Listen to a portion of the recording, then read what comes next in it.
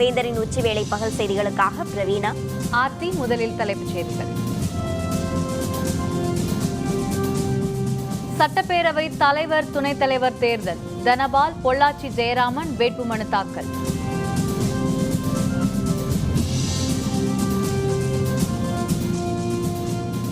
Gujarat Gulberg society கலவர வழக்கு 24 பேருக்கு தண்டனை, 36 பேர் விடுதலை.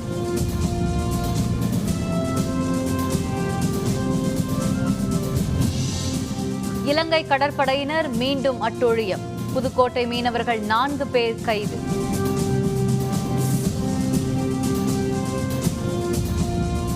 தென்மேற்கு பருவமழை 4-5 நாட்களில் தொடங்கும். சென்னை வானிலை ஆய்வு மையம் தகவல்.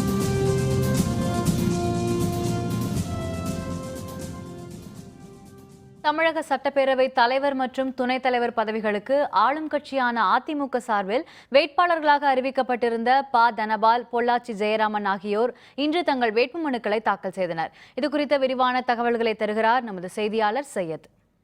தமிழக சட்டப்பேரவை தேர்தலில் 134 தொகுதிகளில் வெற்றியை பெற்ற அதிமுக மீண்டும் ஆட்சியை பிடித்தது.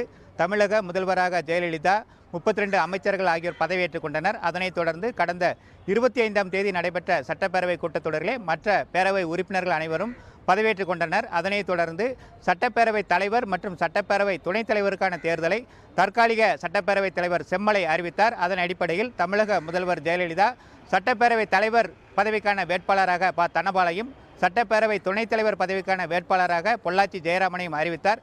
அதனைத் தொடர்ந்து அவர்கள் இருவரும் இன்று காலை 10:30 மணிக்கு சட்டப்பேரவை செயலாளர் ஜமாலுதீனுடன் வேட்புமனு தாக்கலை செய்தனர். இந்த வேட்புமனு தாக்கலின் போது அமைச்சர்கள் திண்டுக்கல் சீனிவாசன், தங்கமணி, எடப்பாடி பழனிசாமி, செல்லூர் ராஜு மற்றும் எஸ்பி வேலுமணி ஆகிய அமைச்சர்கள் உடன் இருந்தார்கள். இன்று 12 மணி வரை வேறு யாரும் வேட்புமனு தாக்கல் செய்யாத நிலையில் இவர்கள் இருவரும் போட்டியின்றி தேர்ந்தெடுக்கப்படுகிறார்கள். இதற்கான அறிவிப்பை நாளை காலை 10 மணிக்கு கூடும் சட்டப்பேரவையில் தற்காலிக சபாநாயகர் செம்மலை அறிவிப்பார். அதனைத் தொடர்ந்து சட்டப்பேரவைத் தலைவர், எதிர்க்கட்சி தலைவர் மற்றும் அவை முன்னவர் முன்னிலையில் இருக்கையில் அமர வைப்பார்கள். வேந்தர் செய்திகளுக்காக சென்னை தலைமைச் செயலகத்திலிருந்து ஒளிப்பதிவாளர் இம்ரானுடன் சையது. ரமலான் நோன்புக்காக 3000 பள்ளிவாசல்களுக்கு 4600 டன் பச்சரிசி வழங்க முதல்வர் ஜெயலலிதா உத்தரவிட்டுள்ளார். இது தொடர்பாக முதல்வர் ஜெயலலிதா வெளியிட்டுள்ள அறிக்கையில், ரமலான் மாதத்தில் நோன்பு கஞ்சி தயாரிக்க பள்ளிவாசல்களுக்கு அரிசியை வழங்க வேண்டும் என இஸ்லாமிய மக்களிடமிருந்து கோரிக்கைகள் வந்துள்ளதாக தெரிவித்துள்ளார். இதனை ஏற்று இந்த ஆண்டும் புனித ரமலான் மாதத்தில் நோன்பு கஞ்சி தயாரிக்க பள்ளிவாசல்கள் சிரமமின்றி அரிசி பெறுவதற்கு ஏதுவாக மொத்த அனுமதி வழங்க ஆணையிட்டுள்ளதாகவும் முதல்வர் குறிப்பிட்டுள்ளார். இதன்படி 4600 டன் பச்சரிசி மொத்த அனுமதி மூலம் பள்ளிவாசல்களுக்கு வழங்கப்படும் என்றும், இதனால் அரசுக்கு 2,14,00,000 செலவாகும் என்றும் அறிக்கையில் முதல்வர் ஜெயலலிதா தெரிவித்துள்ளார். புதுச்சேரியின் புதிய முதல்வராக அடுத்த வாரம் தாம் பதவியேற்க வாய்ப்புள்ளதாக முன்னாள் மத்திய இணையமைச்சர் நாராயணசாமி தெரிவித்துள்ளார். புதுச்சேரியில் காங்கிரஸ் திமுக கூட்டணி ஆட்சியை பிடித்த நிலையில் முதல்வர் பதவிக்கு முன்னாள் மத்திய அமைச்சர் நாராயணசாமியை காங்கிரஸ் கட்சி தேர்வு செய்தது. இதையடுத்து புதுச்சேரி மாநில துணைநிலை ஆளுநர் கிரண்பேடியை சந்தித்து ஆட்சியமைக்க உரிமை கோரிய நாராயணசாமி தில்லி சென்று காங்கிரஸ் துணைத் தலைவர் ராகுல் காந்தியை சந்தித்தார். தொடர்ந்து இன்று காங்கிரஸ் தலைவர் சோனியா காந்தியை சந்தித்த நாராயணசாமி பின்னர் செய்தியாளர்களுடன் பேசினார். புதுச்சேரி அமைச்சர்கள் பட்டியல் பரிந்துரையை சோனியா காந்தியிடம் கொடுத்துள்ளதாகவும், ஓரிரு நாட்களில் அமைச்சர்கள் பட்டியல் வெளியாக உள்ளதாகவும் தெரிவித்தார். மேலும் அடுத்த வாரம் திங்கட்கிழமை தான் புதுச்சேரி முதல்வராக பதவியேற்க வாய்ப்புள்ளதாகவும் நாராயணசாமி தெரிவித்தார். புதுக்கோட்டை மாவட்டத்திலிருந்து கடலில் மீன்பிடிக்க சென்ற 4 மீனவர்களை இலங்கை கடற்படையினர் கைது செய்துள்ளனர். புதுக்கோட்டை மாவட்டத்திலிருந்து நேற்று 418 படகுகளில் 1600க்கும் அதிகமான மீனவர்கள் கடலுக்கு மீன்பிடிக்க சென்றிருந்தனர். அவர்களில் கோட்டைப்பட்டினம் பகுதியைச் சேர்ந்த மீனவர்கள் நெடுந்தீவு அருகே மீன்பிடித்துக் கொண்டிருந்த போது அங்கு வந்த இலங்கை கடற்படையினர் மீனவர்கள் 4 கைது செய்து அவர்களது படகையும் பறிமுதல் செய்தனர். அவர்களை காங்கேசன்துறை துறைமுகத்துக்கு கொண்டு சென்ற இலங்கை கடற்படையினர் விசாரணை நடத்தி வருகின்றனர். மத்திய மாநில அரசுகள் உடனடியாக இந்த பிரச்சினையில் தலையிட்டு மீனவர்கள் அச்சமின்றி கடலில் பாதுகாப்புடன் மீன்பிடிக்க வழி செய்ய வேண்டும் என கோட்டைப்பட்டினம் மீனவர்கள் கோரிக்கை விடுத்துள்ளனர். இலங்கை கடற்படையால் கைது செய்யப்பட்டு 4 மீனவர்களையும் விசைப்படங்களையும் இலங்கை காங்கேசன் துறைமுகத்தை கொண்டு சென்றதாக எங்களுக்கு தகவல் கிடைத்திருக்கிறது. அது மிகுந்த வேதனை அளிக்கிறது. அது மட்டும் இல்லாமல் ஏகப்பட்ட படகுகளில் பொருள்களை சேதப்படுத்தி சுமார் 70,000 முதல் 1 லட்சம் வரை சேதப்படுத்தி மீனவர்கள் மீன் பிடிக்க முடியாமல் அவசரப்பட்டு திரும்பி வந்து கொண்டிருக்கிறார்கள். இந்த நிலைமை நீடித்தால் எங்களுடைய மீன் வாழ்வாதாரம் மிகவும் பாதிக்கப்படும். சந்தோஷமா நல்லா நிம்மதியாக கடனை உடனே வாங்கி எல்லாம் வச்சு என்னென்னவோ பண்ணி அனுப்பணும். அங்கே போனால் நேவி பிரச்சனை பெரிய தொந்தரவு. போன கடல் அடித்து துன்படுத்தி விட்டுருக்காங்க. இன்னைக்கு போனோம்னா இன்னைக்கு போட்டை பிடிச்சிட்டு போயிட்டான். ஆளுகளாம் அடித்து போட்டெல்லாம் உடச்சி வலையெல்லாம் சேதப்படுத்தி எல்லாத்தையும் வெட்டி விட்டுட்டாங்க. இதே நீடிப்பு இன்னும் கொஞ்ச நாளைக்கு இருந்துச்சுன்னா பிச்சை எடுக்கிற நிலைமை தான் வரும் மீனவர்கள். மீனவர் என்ன நிலைமைங்கிறது ஒன்றும் புரியல. நைட்டு ஒரு 12 மணி அளவு 12 மணிக்கு வந்து நெய் வந்து போட்டை மோதி உடச்சி நிறைய சேதம் பண்ணிட்டாங்க. போட்டு மடி போட்டு பலவா எல்லாத்தையும் வெட்டி விட்டாங்க. வெட்டி விட்டு ரால்லாம் அப்பிட்டு போயிட்டாங்க. அதோட பயந்து கரையை திருப்பி வந்துட்டோம். குஜராத்தில் கடந்த 2002ஆம் ஆண்டு குல்பர்க் சொசைட்டியில் நடைபெற்ற கலவர வழக்கில் 36 பேர் விடுதலை செய்யப்பட்டனர். குஜராத்தில் கோத்ரா ரயில் எரிப்பு சம்பவத்தை தொடர்ந்து 2002ஆம் ஆண்டு வன்முறை வெடித்தது. அப்போது குல்பர்க் சொசைட்டி குடியிருப்புக்குள் புகுந்த வன்முறை கும்பல் அங்கிருந்த இஸ்லாம் சமூகத்தைச் சேர்ந்த 69 பேரை படுகொலை செய்தது. 66 பேர் மீது குற்றம் சாட்டப்பட்ட நிலையில் இது தொடர்பான வழக்கு அகமதாபாத் சிறப்பு நீதிமன்றத்தில் நடைபெற்று வந்தது. 8 மாதங்களுக்கு முன்னால் விசாரணை முடிந்த நிலையில் சிறப்பு நீதிமன்ற நீதிபதி பி தேசாய் இன்று தீர்ப்பு வழங்கினார். இந்த வழக்கில் 24 பேர் குற்றவாளிகள் என்று தீர்ப்பளித்த நீதிபதி 36 பேரை விடுதலை செய்து உத்தரவிட்டார். தீர்ப்பு குறித்து மேல்முறையீடு செய்யப்போவதாக தெரிவித்துள்ள பாதிக்கப்பட்டோர் தங்களுக்கு உரிய நீதி கிடைக்கவில்லை என்று வேதனை தெரிவித்தனர். ஆந்திர மாநிலத்தில் இருந்து பிரித்து தெலுங்கானா மாநிலம் உருவான 2வது ஆண்டு இன்று கொண்டாடப்படுகிறது. ஆந்திர மாநிலத்தை பிரிக்க வேண்டும் என்ற அம்மாநில மக்களின் நீண்ட நாள் கோரிக்கையை அடுத்து மாநிலத்தை 2ஆக பிரித்து புதிதாக தெலுங்கானா மாநிலம் உருவாக்கப்பட்டது. புதிய மாநிலம் உருவான தினத்தை கொண்டாடும் வகையில் தெலுங்கானா தலைநகர் ஹைதராபாத்தில் உள்ள அரசு கட்டிடங்கள் மற்றும் பல்வேறு இடங்களில் மின்விளக்கு அலங்காரம் செய்யப்பட்டிருந்தது. மாநில மக்கள் அனைவரும் இந்த நாளை சிறப்பு வாய்ந்த தினமாக கொண்டாடுவதாக மகிழ்ச்சியுடன் தெரிவித்தனர். தெலுங்கானா மாநிலம் உருவான நாளையொட்டி செகந்திராபாத்தில் உள்ள சஞ்சீவியா பூங்காவில் நடைபெற்ற நிகழ்ச்சியில் மாநில முதல்வர் கே சந்திரசேகர ராவ் தேசிய கொடியை ஏற்றி வைத்தார். இதில் அமைச்சர்களும் அலுவலர்களும் திரளான பொதுமக்களும் கலந்து கொண்டனர். இந்தோனேஷியாவின் சுமத்ரா தீவில் ஏற்பட்ட நிலநடுக்கத்தால் சிங்கப்பூரில் கட்டடங்கள் குலுங்கின. இதன் காரணமாக மக்கள் அச்சத்துடன் வீடுகளை விட்டு வெளியே வந்து தெருக்களில் தஞ்சமடைந்தனர். இந்தோனேஷியாவின் சுமத்ரா தீவில் 6.2 ரிக்டர் அளவுக்கு நிலநடுக்கம் ஏற்பட்டது. இதன் காரணமாக ஏற்பட்ட நில அதிர்வுகள் சிங்கப்பூர் உட்பட பல்வேறு நாடுகளில் உணரப்பட்டது. அதனையடுத்து அச்சமடைந்த மக்கள் வீடுகளை விட்டு வெளியேறி வீதிகளில் தஞ்சமடைந்துள்ளனர். இந்த நிலநடுக்கத்தால் சுனாமி எச்சரிக்கை எதுவும் விடுக்கப்படவில்லை. கேரளத்தில் தென்மேற்கு பருவமழை இன்னும் 4-5 நாட்களில் தொடங்க வாய்ப்புள்ளதாக சென்னை வானிலை ஆய்வு மையம் தெரிவித்துள்ளது. சென்னையில் செய்தியாளர்களுடன் பேசிய வானிலை ஆய்வு மைய இயக்குநர் ஸ்டெல்லா, வெப்பசலனம் காரணமாக சென்னையில் மழை பெய்ய வாய்ப்புண்டு என்று தெரிவித்தார். மேலும் அடுத்த 24 மணி நேரத்தில் தமிழகத்தில் ஆங்காங்கே இடியுடன் கூடிய மழைக்கு வாய்ப்புண்டு என்று தெரிவித்த வானிலை மைய இயக்குநர், தென்மேற்கு பருவமழை இயல்பாகவே இருக்கும் என்றும் அந்த காலகட்டத்தில் மேற்கு தொடர்ச்சி மலைப்பகுதிகளில் மிதமான மழை இருக்கும் என்றும் குறிப்பிட்டார். தென்மேற்கு பருவமழை கேரளாவில் இன்னும் 4-5 நாட்களில் துவங்க இருக்கிறது. தொடங்குவதற்கான சாத்தியக்கூறுகள் தென்பட துவங்கியுள்ளது. தமிழ்நாட்டை பொறுத்தவரையில் தென்மேற்கு பருவமழை இயல்பாகவே உள்ளது. மேற்கு தொடர்ச்சி மலை பகுதியாகிய நீலகிரி, வால்பாறை, சின்னக்கல்லார், தேனி, குமிளி, கம்பம் மற்றும் கன்னியாகுமரி பகுதிகளில் பரவலான மிதமான மழை எதிர்பார்க்கலாம். அடுத்த 24 மணி நேரத்தை பொறுத்தவரையில் தமிழ்நாடு மற்றும் புதுச்சேரியில் ஓரிரு இடங்களில் இடியுடன் கூடிய மழை எதிர்பார்க்கலாம். பெரியாறு அணையிலிருந்து நீர் திறக்கப்படுமா? கம்பம் பள்ளத்தாக்கு விவசாயிகள் எதிர்பார்ப்பு. விவரம் விளம்பர இடைவேளைக்கு பிறகு.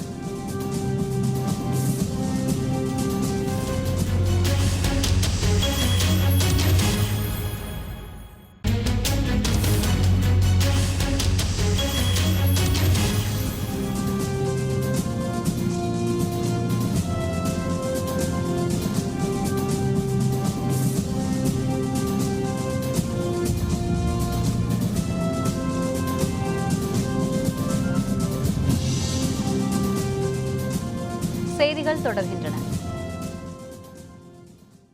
நாகர்கோவிலில் பத்திரிகையாளர்களுடன் தங்கள் கட்சியினர் தகராறு செய்ததற்கு மதிமுக பொதுச் செயலர் வைகோ வருத்தம் தெரிவித்தார். கன்னியாகுமரி மாவட்டம் நாகர்கோவிலில் மதிமுக பிரமுகர் ஒருவரின் இல்ல திருமண விழாவுக்கு மதிமுக பொதுச் செயலர் வைகோ வருவதை ஒட்டி பத்திரிகையாளர்கள் அங்கு காத்திருந்தனர். அப்போது அங்கு வந்த கட்சி பிரமுகர்கள் பத்திரிகையாளர்களை தரக்குறைவாக பேசியதாக கூறப்படுகிறது. இதனையடுத்து வைகோ வந்த வாகனம் முன்பு பத்திரிகையாளர்கள் மறியலில் ஈடுபட்டனர். அவர்களை சமாதானப்படுத்திய வைகோ நடந்த சம்பவத்துக்கு வருத்தம் தெரிவித்தார்.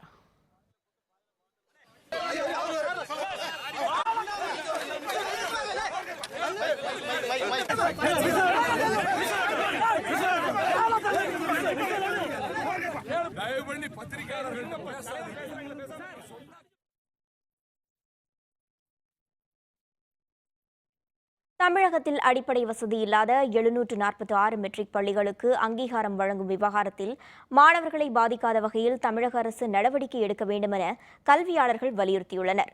தமிழகத்தில் அங்கீகாரம் இல்லாமல் செயல்படும் 746 மெட்ரிக் பள்ளிகளை மூடக்கோருவது தொடர்பான இறுதி முடிவை அரசு விரைவாக எடுக்க வேண்டும் என்று சென்னை உயர்நீதிமன்றம் நேற்று உத்தரவிட்டது. பாதிக்கப்பட்ட பள்ளிகள் சார்பில் தொடரப்பட்ட வழக்கில் ஜூன் 30ஆம் தேதிக்குள் நடவடிக்கை எடுக்க வேண்டும் என்றும், இந்த விவகாரத்தில் காலதாமதம் செய்யாமல் தகுந்த முடிவினை தமிழக அரசு உடனடியாக எடுக்க வேண்டும் எனவும் உயர்நீதிமன்றம் தெரிவித்திருந்தது. இதனிடையே பள்ளி மாணவர்கள் மற்றும் ஆசிரியர்கள் நலன் பாதிக்காத வகையில் தமிழக அரசு நடவடிக்கை எடுக்க வேண்டும் என்றும் ஓய்வு பெற்ற துணைவேந்தர் தலைமையில் குழு அமைக்க வேண்டும் எனவும் கல்வியாளர்கள் வலியுறுத்தியுள்ளனர். பள்ளிகள் அரசு தீர்மானிக்கக்கூடிய விதிகளுக்கு உட்பட்டு செயல்படுகிறதா என்று பார்த்து, அரசு தீர்மானித்த விதிகளுக்கு உட்பட்டு செயல்படவில்லை என்று சொன்னால், அந்த பள்ளியில் படிக்கக்கூடிய மாணவர்களை அருகில் இருக்கக்கூடிய அரசு பள்ளியில் மாற்றுவது மாணவருக்கும் ஆசிரியருக்கும் பெற்றோருக்கும் பாதிப்பில்லாமல் நடவடிக்கையை மேற்கொள்வது மிக மிக முக்கியம். பெரியாறு அணையிலிருந்து முதல் போக சாகுபடிக்கு தண்ணீர் திறந்துவிடப்படாததால் கம்பம் பள்ளத்தாக்கு விவசாயிகள் கவலையில் ஆழ்ந்துள்ளனர். முல்லை பெரியாறு அணையிலிருந்து தேனி மாவட்டம் கம்பம் பள்ளத்தாக்கு பகுதிக்கு முதல் போக சாகுபடிக்காக கடந்த 2 ஆண்டுகளாக ஜூன் மாதத்தில் முதல் மற்றும் 2ஆம் நாளில் நீர் திறந்துவிடப்பட்டது. ஆனால் அணை நீர்மட்டம் 110 அடிக்கு குறைவாக உள்ளதால் இந்த ஆண்டு இதுவரை தண்ணீர் திறந்துவிடப்படவில்லை. இதனால் முதல் போக சாகுபடி தள்ளி போகும் நிலை ஏற்பட்டுள்ளதாகவும், அணை நீர்மட்டத்தை 142 அடியாக உயர்த்திய போதும் மழையை மட்டுமே நம்பியிருக்க வேண்டிய சூழல் உள்ளதாகவும் விவசாயிகள் தெரிவித்துள்ளனர். உள்ள பெரியாறு அணையில் தண்ணி கூடுதலாக இருந்த தண்ணியை பூரா கீழே எடுத்து விட்டதுனால இப்போ விவசாயத்துக்கு தண்ணி இல்லாமல் ஆகி போச்சு. சூழல் 1ஆம் தேதி தண்ணி திறக்க முடியலை. சித்திரை 15ஆம் தேதி 20ஆம் தேதி நாற்றுப்பாவை தண்ணி கொடுத்தவங்க அந்த நாற்றுப்பாவை தண்ணியும் கொடுக்கவும் முடியல. இப்போ விவசாயத்துக்கு ரொம்ப பாதிப்பு வரும். இந்த பகுதியில் முல்லை பெரியாறு அணையை நம்பிட்டு இந்த கம்பம் பள்ளத்தாக்கு விவசாயம் நடந்துகிட்டு இருக்கு.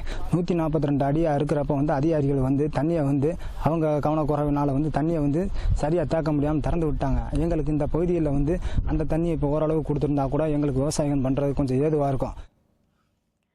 சென்னை ஆழ்வார்பேட்டையில் வெளிநாடுகளுக்கு கடத்துவதற்காக சிலைகள் பதுக்கப்பட்ட வீட்டில் காவல்துறையினர் மீண்டும் சோதனை நடத்தினர்.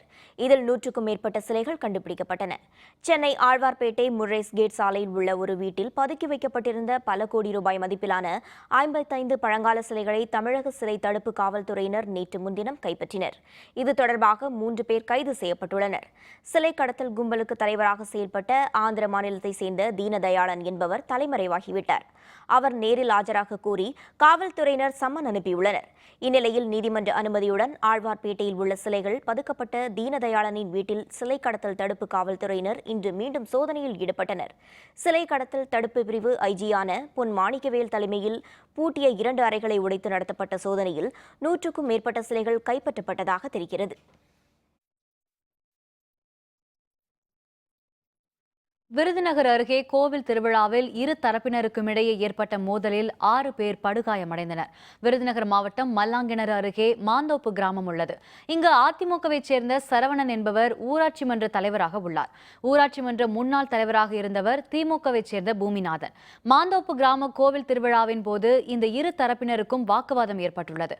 இதில் தகராறு ஏற்பட்ட நிலையில் மல்லாங்கிணறு காவல் நிலையத்தில் தகவல் தெரிவிக்கப்பட்டதை அடுத்து காவல்துறையினர் பாதுகாப்பு பணியில் ஈடுபட்டனர். சற்று அமைதி திரும்பிய நிலையில் இன்று மீண்டும் தகராறு முற்றி இரு தரப்பினரும் கம்புகளால் தாக்கிக் கொண்டதில் திமுக தரப்பைச் சேர்ந்த 6 பேர் பலத்த காயங்களுடன் மருத்துவமனையில் அனுமதிக்கப்பட்டனர். இந்த மோதல் சம்பவம் குறித்து மல்லாங்கிணறு காவல்துறையினர் விசாரணை நடத்தி வருகின்றனர். தேனி மாவட்டத்தில் நோய் தாக்குதல் மற்றும் பருவமழை மாற்றத்தால் மா விளைச்சல் முற்றிலும் பாதிக்கப்பட்டுள்ளதாக கூறும் விவசாயிகள் தங்களை காக்க அரசு முன்வர வேண்டும் என கோரிக்கை விடுத்துள்ளனர். தேனி மாவட்டம் போடி, கம்பம், பெரியகுளம் மற்றும் அதன் சுற்றுவட்டாரங்களில் சுமார் 1,00,000 ஏக்கர் பரப்பளவில் மா விவசாயம் நடைபெற்று வருகிறது. அல்போன்சா, பங்கனப்பள்ளி, காலுபாடி, இமாம் சந்து, செந்தூரா, கல்லா மாங்காய் உள்ளிட்ட மாம்பழ வகைகள் இங்கு சாகுபடி செய்யப்பட்டு வருகின்றன. இதனிடையே இந்த ஆண்டு விளைச்சல் நன்றாக இருக்கும் என எதிர்பார்க்கப்பட்ட நிலையில் நோய் தாக்குதல் காரணமாக விளைச்சல் 10% மட்டுமே கிடைத்ததாக விவசாயிகள் கவலையடைந்துள்ளனர். இதனால் ஒருங்கிணைந்த மா விவசாயம் என்ற அடிப்படையில் அரசு மா வாரியம் அமைக்க விவசாயிகள் கோரிக்கை விடுத்துள்ளனர். இந்த வருஷம் பார்த்தா வெகுவாக குறைஞ்சிருச்சு. ஒரு 10% தான் விவசாயம் மா விளைச்சல் இருக்குது.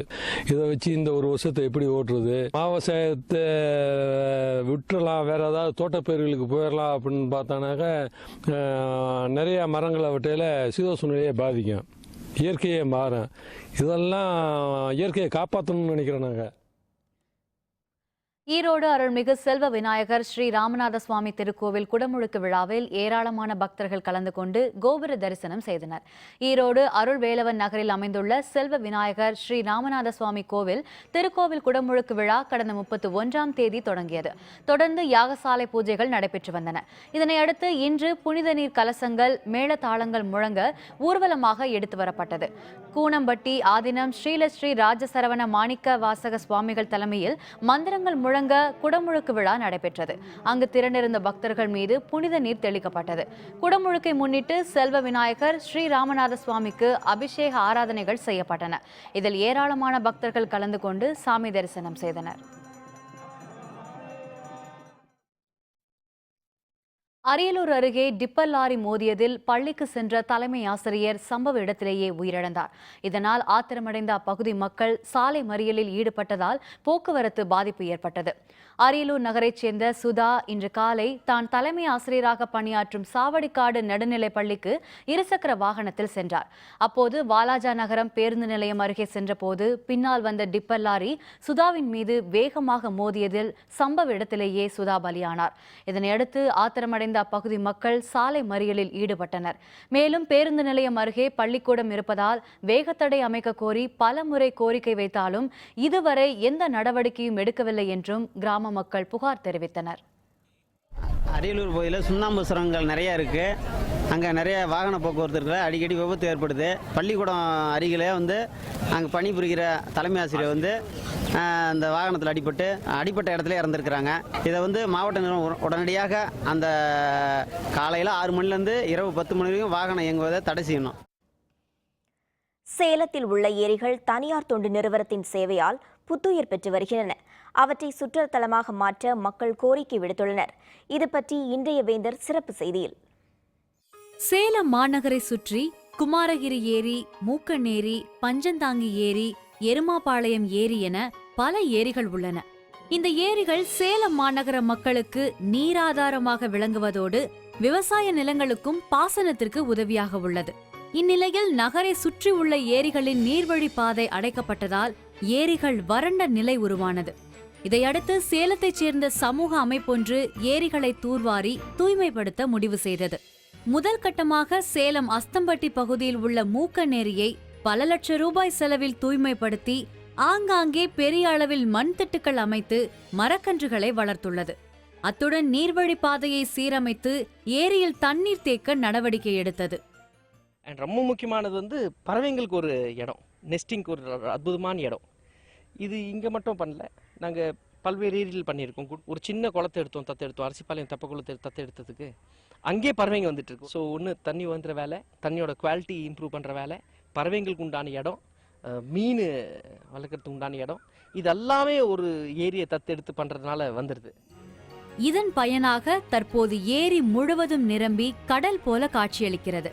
மேலும் ஏரியை சுற்றி பார்வையாளர்களை கவரும் வகையில் பூங்காக்கள் அமைக்கப்பட்டுள்ளதால் காலை மாலை நேரங்களில் மக்கள் கூட்டம் அலைமோதுகிறது. முதல்ல வாக்கிங் போகிறதுக்கு வெறும் மண்ணு தரதாக இருந்துச்சு. இப்போ இந்த கல்லெல்லாம் பதிச்சு இருக்கிறதுனால ஈஸியாக நடக்கிறது, மேடுபல் எல்லாம் நல்லா இருக்குது. அப்புறம் பேர்ட்ஸ்லாம் நிறையா வருது. பேர்ட்ஸ்க்கெலாம் தீனி இருக்கிறனால இங்கே அடிக்கடி வருது. நிறைய பறவைங்க இப்போ வந்துட்டு தானே இப்போ கொஞ்சம் கம்மியாகிடுச்சு. முதல் இன்னும் நிறையா இருந்துச்சு. இப்போ தண்ணி கம்மியாக இருக்கிறதுனால இப்போ கம்மியாக பேர்ட்ஸ் வருது. இப்போ தண்ணி மழை பெஞ்சு நிறையா வந்துச்சுன்னா இன்னும் நிறையா பேர்ட்ஸுங்க வரும். ஏரி முழுவதும் குன்றுகள் பசுமையாக இருப்பதால் வெளிநாட்டு பறவைகள் வரத்து தொடங்கியுள்ளது. மேலும் ஏரிகளில் மீன்கள் அதிகம் இருப்பதால் பறவைகளுக்கு உணவுக்கு பஞ்சம் இல்லாமல் உள்ளது. சேலம் மக்கள் குழு இந்த மாதிரி எல்லாம் டீம் ஒன்று ஆர்கனைஸ் பண்ணியிருந்தாங்க. இந்த ஆர்கனைஸில் தான் ஏரி தூர்வாரப்படணும் அப்படின்னு எதிர்பார்த்துட்டு இருந்தோம். ஆனால் தூர்வார முடியல. சரி, பறவைகள் சரணாலயமாக வைக்கணும் அப்படிங்கிற ஒரு ஐடியா இருந்தனால நிறைய அந்த மண் திட்டுகள்லாம் ஹைட் பண்ணி நிறைய மரங்கள்லாம் வச்சனால பறவைகள் நிறைய வந்துட்டு இருக்கு. இதேபோல் சேலம் அம்மாப்பேட்டையில் உள்ள குமாரகிரி ஏரியையும் அந்த அமைப்பினர் தத்தெடுத்து பராமரித்து வருகின்றனர். காலை நேரங்களில் நடைப்பயிற்சி மற்றும் உடற்பயிற்சிக்காகவும் ஏரிக்கரைகளை பயன்படுத்தும் பொதுமக்கள் மாலை நேரங்களில் பொழுதுபோக்கிற்காக பயன்படுத்துகின்றனர். இயற்கை காட்சியோடு இருக்கிறதுனால இன்னும் சமாதானமாக சந்தோஷமாக இருக்குது வர்றதுக்கு. பிள்ளைங்களும் வர்றாங்க, என்ஜாய் பண்ணிட்டு போகிறாங்க. அப்புறம் வாக்கிங் போகிறதுனால நல்ல யூஸ்ஃபுல்லும் இருக்குது. இயற்கை காற்று நாங்கள் சுவாசிக்கிறதுனால எங்களுக்கு நல்ல யூஸ் கிடைக்கிது. ரொம்ப சேஃப்டியாகவும் இருக்குது எங்களுக்கு. இயற்கை வளம், நீர் வளம் எல்லாத்தையும் பார்த்து ரொம்ப என்ஜாய் பண்ணுறோம் நாங்கள். ஏரி பகுதியில் பாதுகாப்பு ஏற்பாடுகளையும் மின்விளக்கு போன்ற அடிப்படை வசதிகளையும் கூடுதலாக்க வேண்டும் என்றும் பொதுமக்கள் கோரிக்கை விடுக்கின்றனர். பாதுகாப்பு குறைபாடு இருக்குது. ரெண்டாவது, இந்த ஏரி தேவையில் நிறைய ஆக்குபேஷன் பண்ண அந்த பக்கம்லாம் நிறைய ஆக்குபை பண்ணியிருக்கனால அதெல்லாம் கிளியர் பண்ணிவிட்டு கொஞ்சம் பாதுகாப்பான ஃபென்சிங் போட்டு கொடுத்தாங்கன்னா மிக சிறப்பாக இருக்கும். ஸ்ட்ரீட் லைட் இல்லை, ஈவினிங்கில் லைட் இருந்துச்சுனாக்கா லைட் அரேஞ்ச்மெண்ட்னு பார்க்குறதுக்கு பாதுகாப்பாகவும் இருக்கும், பார்க்குறது இன்னும் கூட ரம்மியமாகவும் இருக்கும். பறவைகளின் சரணாலயமாக மாறிவரும் சேலத்து ஏரிகளைப் போல மற்ற ஏரிகளும் மாற வேண்டும் என்பதே அனைவரின் எதிர்பார்ப்பாக உள்ளது. வேந்தர் செய்திகளுக்காக சேலத்திலிருந்து நடராஜன். டெக்சாஸ் மாகாணத்தில் வரலாறு காணாத வெள்ளம், நீரில் மூழ்கிய நகரங்களில் மீட்பு பணி முனைப்பு. விவரம் விளம்பர இடைவேளைக்கு பிறகு.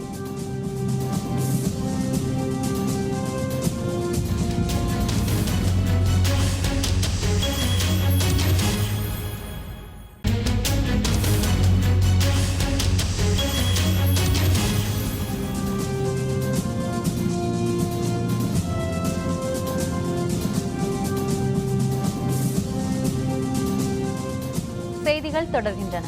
இனி அயலக செய்திகள்.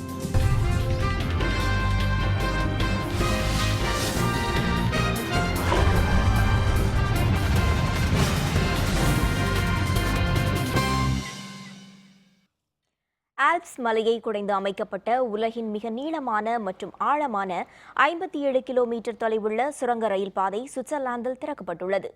ஐரோப்பாவின் பல நாடுகளை இணைக்கும் வகையில் 57 கிலோமீட்டர் தொலைவு கொண்ட சுரங்க ரயில் பாதை திட்டம் 72,000 கோடி ரூபாய் மதிப்பில் தொடங்கப்பட்டது. 17 ஆண்டுகளாக மேற்கொள்ளப்பட்டு வந்த இந்த சுரங்கப்பாதை திட்டம் ஐரோப்பிய நாடுகளுக்கு பலனளிக்கும் வகையில் அமைக்கப்பட்டுள்ளது. சுவிட்சர்லாந்தின் யூரி மாகாணத்திலிருந்து ஆல்ப்ஸ் மலைப்பகுதி வழியாக தெற்கு எல்லை மாகாணமான டிகினோ வரை இந்த சுரங்கப்பாதை அமைக்கப்பட்டுள்ளது. இந்த ரயில் பாதையை வழியாக சுவிட்சர்லாந்தின் ஜூரிச் நகரிலிருந்து இத்தாலியின் மிலன் நகருக்கு 2 மணி 40 நிமிடங்களில் சென்றடையலாம். சுரங்க ரயில் பாதை திறப்பு விழாவில் சுவிட்சர்லாந்து அதிபர் ஜொஹான், ஜெர்மனி அதிபர் ஆங்கிலா மெர்க்கெல், பிரான்ஸ் அதிபர் பிரான்சுவா ஒல்லாந்து ஆகியோர் பங்கேற்று ரயில் பயணத்தை மேற்கொண்டனர். வரும் டிசம்பர் மாதம் முதல் முழுமையான பயன்பாட்டிற்கு வரும்போது 250க்கும் அதிகமான சரக்கு ரயில்களும் 65 பயணிகள் ரயிலும் இந்த சுரங்கப்பாதையை கடந்து செல்லும் என எதிர்பார்க்கப்படுகிறது.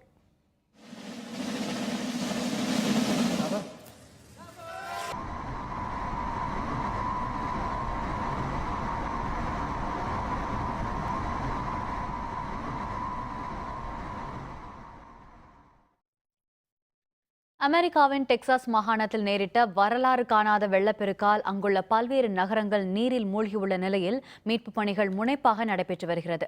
டெக்சாஸ் மாகாணத்தில் கடந்த சில நாட்களாக பெய்த கனமழையால் பிராசோஸ் ஆற்றில் கடந்த 100 ஆண்டுகளில் இல்லாத அளவுக்கு கடும் வெள்ளப்பெருக்கு நேரிட்டது. இதனால் பல்வேறு நகரங்கள் நீரில் மூழ்கியுள்ள நிலையில் வெள்ளத்தில் சிக்கி இதுவரை 6 பேர் பலியாகியுள்ளனர். மேலும் பலரை காணவில்லை. வெள்ள நீர் சூழ்ந்துள்ளதால் வீடுகளை விட்டு வெளியேற முடியாமல் மக்கள் உணவின்றி தவித்து வருகின்றனர். இதனிடையே 120க்கும் அதிகமான அதிநவீன படகுகள் மூலம் வெள்ளத்தில் பாதிக்கப்பட்டவர்கள் மற்றும் வெள்ள நீரில் சிக்கிய கால்நடைகளை மீட்புக் குழுவினர் மீட்டு வருகின்றனர்.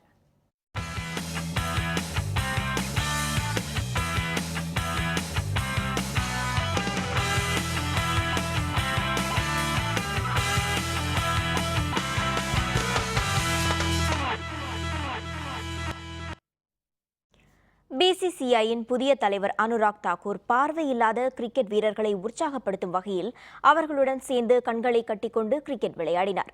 வடகிழக்கு மாநிலங்களில் கிரிக்கெட்டை பிரபலப்படுத்தும் முயற்சியாக மேகாலயா, நாகாலாந்து, திமாப்பூர் பகுதிகளில் அனுராக் தாக்கூர் சுற்றுப்பயணம் மேற்கொண்டுள்ளார். அங்கு கிரிக்கெட் வீரர்கள் மற்றும் ஆர்வலர்களை சந்தித்து ஆலோசனை மேற்கொண்ட அனுராக் தாக்கூர் வடகிழக்கு மாநிலங்களில் கிரிக்கெட் உள்கட்டமைப்பு வசதிகளை மேம்படுத்த கிரிக்கெட் வாரியத்தில் இருந்து தரப்படும் உதவித்தொகையை இரட்டிப்பாக்கி தரவும் திட்டமிட்டுள்ளதாகவும் தெரிவித்தார். இதனிடையே மேகாலய தலைநகர் ஷில்லாங்கில் பார்வையிட்டு கிரிக்கெட் வீரர்களை உற்சாகப்படுத்தும் வகையில் தனது கண்களை கட்டிக்கொண்டு அவர்களுடன் தாக்கூர் கிரிக்கெட் விளையாடினார்.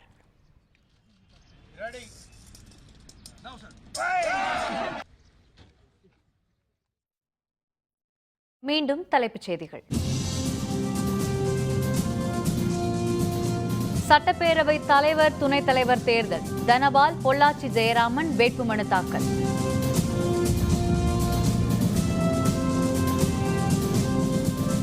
குஜராத் குல்பர்க் சொசைட்டி கலவர வழக்கு 24 பேருக்கு தண்டனை, 36 பேர் விடுதலை.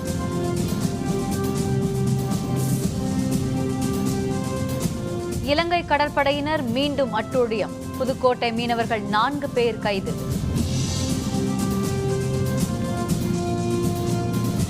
தென்மேற்கு பருவமழை 4 நாட்களில் தொடங்கும். சென்னை வானிலை ஆய்வு மையம் தகவல்.